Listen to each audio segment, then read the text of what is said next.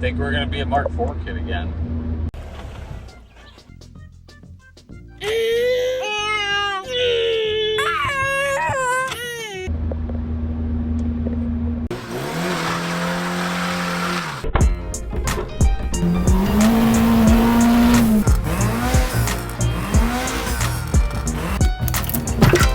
Who's there? Connecting rod. That's good.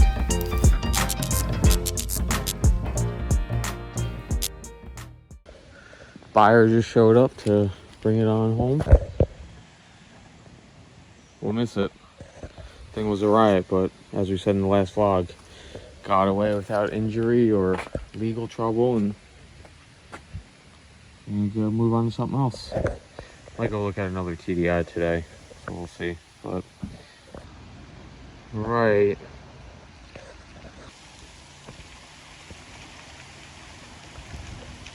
I love you. I miss you. Thanks for letting me beat the shit out of you. Goodbye, my love. What do you guys know about the 337? But what do you know about two of them? Yeah, I think we're gonna buy this one. I'll show you guys more of that if we take it home. But yeah, pretty cool. I had one of these as my first car. Now we're looking at two today. Super clean. Aside from all the dents on the outside, and this is about the only thing wrong with the interior. Bolsters are beautiful. It's got 79,000 miles, and it was just sitting in storage getting beat up while people were like running a business around it or something. He's gonna tell me the full story later, but basically sat in storage, and it has a bunch of dents, scratches, all this bullshit all over it. But it's got like no rust. If we buy it, I'll show you guys underneath it. The mileage reflects the condition of it otherwise. The beat up exterior is the reason why it's as cheap as it is.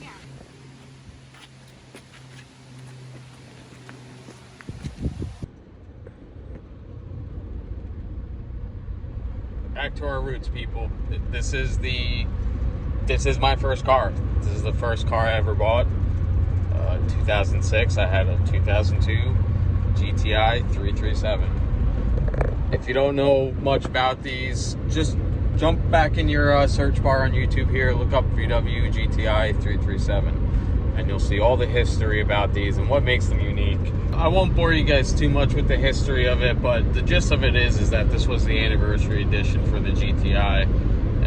In Europe, they were the 25th anniversary, and I think the same year they just called them the 337, because the next year they came out with the 20th. So 337 GTI is just basically the anniversary edition.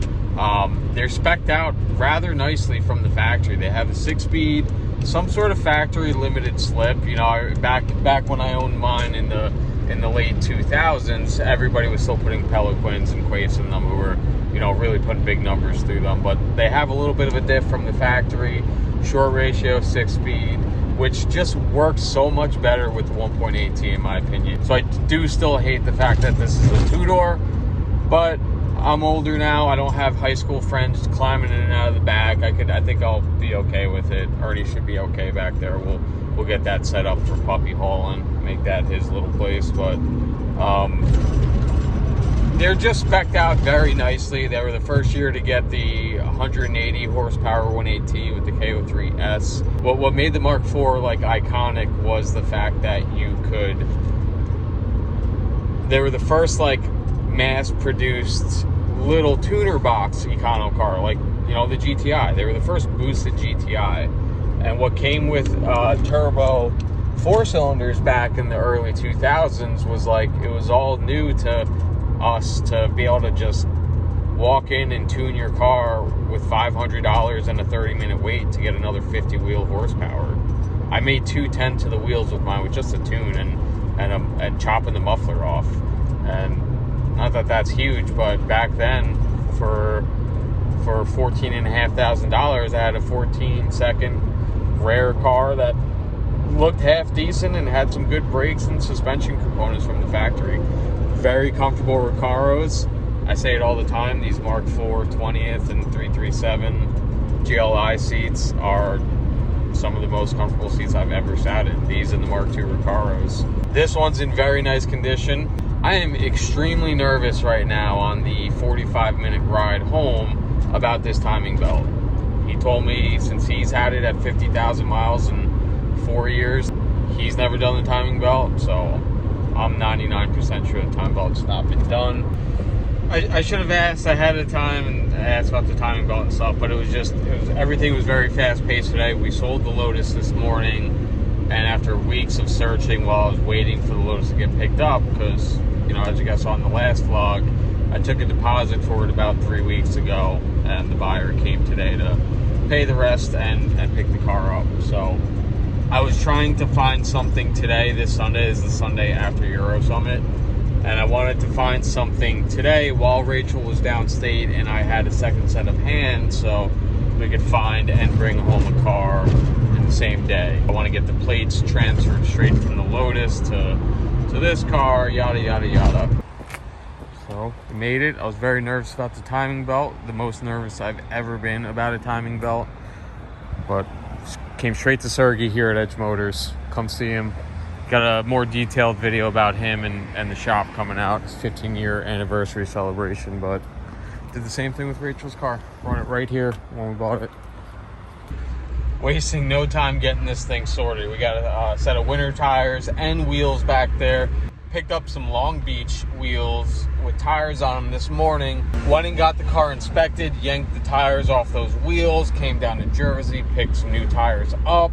We're gonna go drop all this stuff off at Static Coatings. I think we're gonna give these wheels a fresh set of powder because they're pretty rough, and I'm trying to make this car look half presentable. It's good. We're gonna clean this car up. We're also gonna use this car, so we gotta find that balance of cleaning it up and, you know, not making it too nice to actually drive it. Got these clapped out jammies. Static Coatings about to hook them up.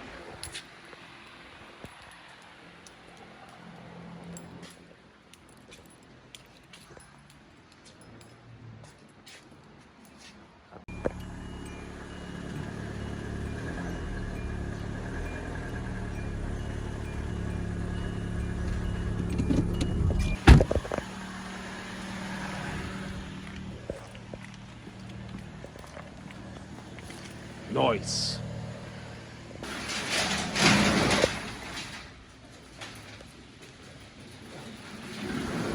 Matt, how quickly can we look at the cam bearings? What cam bearings? Yeah, buddy. Brown Sugar is about to become a jack stand project for the next 5 years. Nope, that's not what happens in my garage.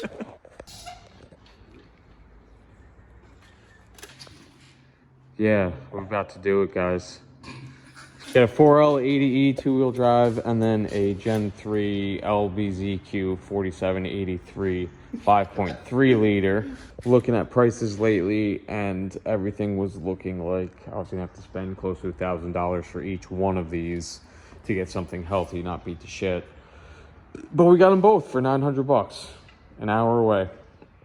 And the annoying part is finding a 5.3 and a 4L80 from the same person it's not as easy to find because it's a light duty engine with a heavy duty trans. Some of the Express fans came with the 80E and 5.3s. 2500s came with 5.3 and 4L. Yeah, so they're out there, but it's, you know, being able to find them both and get the two, you know, the I'm buying both deal. Plus, this is a lot better than stripping a van to get these. Yeah, I look, did like 3 of those, and I'm like, it works well if you can sell parts off the van and Yeah. have the time to go stripping it out. But I don't want to. I'm not 18 anymore. I don't want to deal with a parts van trying to make a couple $100 back. yeah. That's the benefit of getting a donor vehicle. You can make money back and pay for half the swap. Yeah. But so $900 for these two. We're just kind of throwing some rough numbers together now. We're thinking another $4,000 will get the thing moving on under its own power, which means it's going to be 6 or 7 extra. I think $8 or $9 total will have this thing ripping pretty serious with some nice upgrades. Yeah, for like 30 grand, it's going to be really good. You're going to get the Magnuson supercharger, right on top. And, you know, just make it real unusable.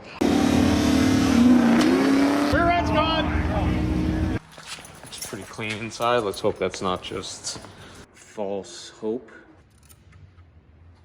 Oh, oh my God. Nice. Oh, look at it. This is where you put your penis. Right? Yep, that's the dingus end.